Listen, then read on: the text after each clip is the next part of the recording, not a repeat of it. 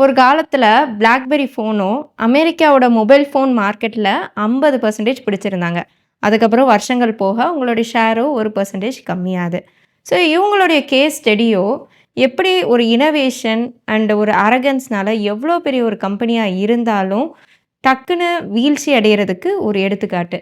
So இன்னைக்கு வீடியோல இத பத்தி தான் பார்க்க போறோம். Welcome to snooze Tamil podcast.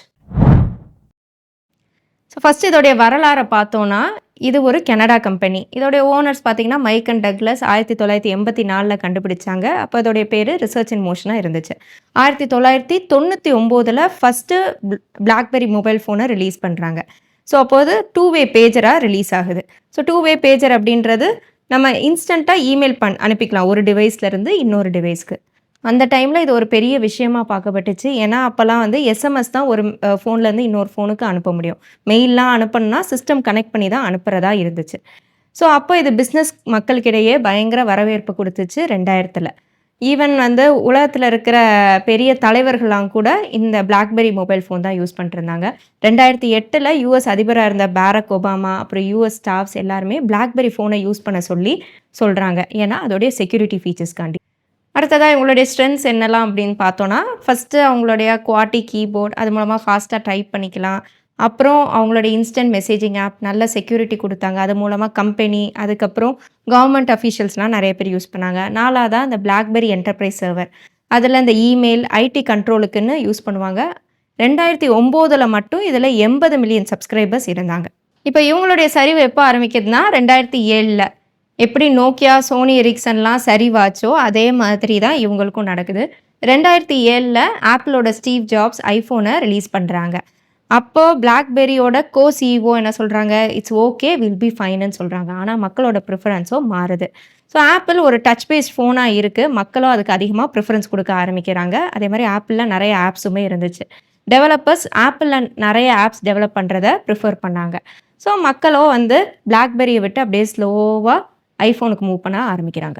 இப்போ BlackBerry என்ன பண்றாங்க? அவங்க ஒரு டச் பேஸ்ட் ஃபோன் ரிலீஸ் பண்றாங்க 2008ல. ஆனா அந்த டச் ரெஸ்பான்ஸோ சரியில்ல. அதே மாரி பெரிய லெவல்ல ஆப்ஸ் சப்போர்ட்டடாவும் இல்ல BlackBerryல. அப்ப அடுத்தடுத்து ரிலீஸ் பண்ற மாடல்ஸ் எல்லாமே ஃபெயிலியர் ஆகுது. 2013ல அவங்களுடைய ஃபைனல் மாடல் ரிலீஸ் பண்றாங்க. அதான் BlackBerry 10. இப்போ அந்த BlackBerry 10 ஹார்ட்வேர், சாஃப்ட்வேர் ஃபீச்சர்ஸோட நல்லாவே வருது. ஆனா என்ன பிரச்சனை அப்படின்னா, பெரிய லெவல்ல ஆப் சப்போர்ட்டட் இல்லாம இருக்கு. ஆனா இவங்க ரிலீஸ் பண்ற வருஷமும் 2013. அந்த டைம்ல எல்லாருமே ஐஃபோன், ஆண்ட்ராய்டுன்னு ஆல்ரெடி மக்கள் எல்லாருமே மூவ் பண்ண ஆரம்பிச்சுட்டாங்க. அப்புறம் ஐஃபோன்லயும் செக்யூரிட்டி ஃபீச்சர்ஸ் எல்லாமே நல்லா இருந்தனால, இந்த BlackBerryக்குன்னு இருந்த கஸ்டமர்ஸ், அப்புறம் கவர்மெண்ட் அஃபீஷியல்ஸ் எல்லாருமே ஐஃபோனுக்கு மூவ் ஆயாச்சு. இதெல்லாம் பத்தாதுன்னு என்ன நடக்குதுன்னா, ஆல்ரெடி இருக்கிற டிவைஸஸ்ல இஷ்யூஸ் வருது. 2011ல இவங்களுடைய மெசேஜிங் ஆப், அப்புறம் இமெயில்லாம் ஒர்க் ஆகாம போகுது. அது மூலமா அவங்களுடைய ஆல்ரெடி இருந்த பிஸ்னஸ் கஸ்டமர்ஸ் எல்லாருமே வெளியேறாங்க. 2012ல இவங்களுடைய சிஇஓ ரிசைன் பண்றாங்க. 2014ல இந்த ஃபோன் பண்றதே டோட்டலா நிறுத்தி, இந்த கம்பெனிய அப்படியே வந்து TCLக்கு லைசென்ஸ் குடுக்குறாங்க. ஸோ இப்போ இவங்க வந்து இந்த ஃபோன் பிஸ்னஸ் பண்ணாம, கரண்ட்டா என்ன பண்றாங்கன்னா, ஆட்டோமோட்டிவ் சாஃப்ட்வேர், சைபர் செக்யூரிட்டி இந்த மாரி விஷயத்த ஃபோக்கஸ் பண்றாங்க. இந்த ஆட்டோமோட்டிவ் சாஃப்ட்வேர் தான் இந்த கார்ல இருக்கிற இன்ஃபோடெயின்மென்ட்டுக்குலாம் வந்து அந்த சாஃப்ட்வேரை யூஸ் பண்ணிருக்காங்க. இந்த BlackBerryயோட வீழ்ச்சியுமே அந்த நோக்கியாவோட வீழ்ச்சி மாரி தான். ஸோ டெக்னாலஜிக்கு ஃபாஸ்ட்டா அடாப்ட் ஆகல. அதுக்கப்புறம் காம்படிஷன அண்டர் எஸ்டிமேட் பண்ணாங்க. யாரும் டச் பேஸ்ட் ஃபோனுக்கு மூவ் பண்ண மாட்டாங்க அப்படின்னு சொல்லிட்டு நம்பிக்கையா இருந்தாங்க. ஸோ இந்த வீடியோ உங்களுக்கு பிடிச்சிருக்கும் அப்படின்னு சொல்லிட்டு நினைக்கிறேன். பிடிச்சிருந்தா கண்டிப்பா கமெண்ட் பண்ணுங்க.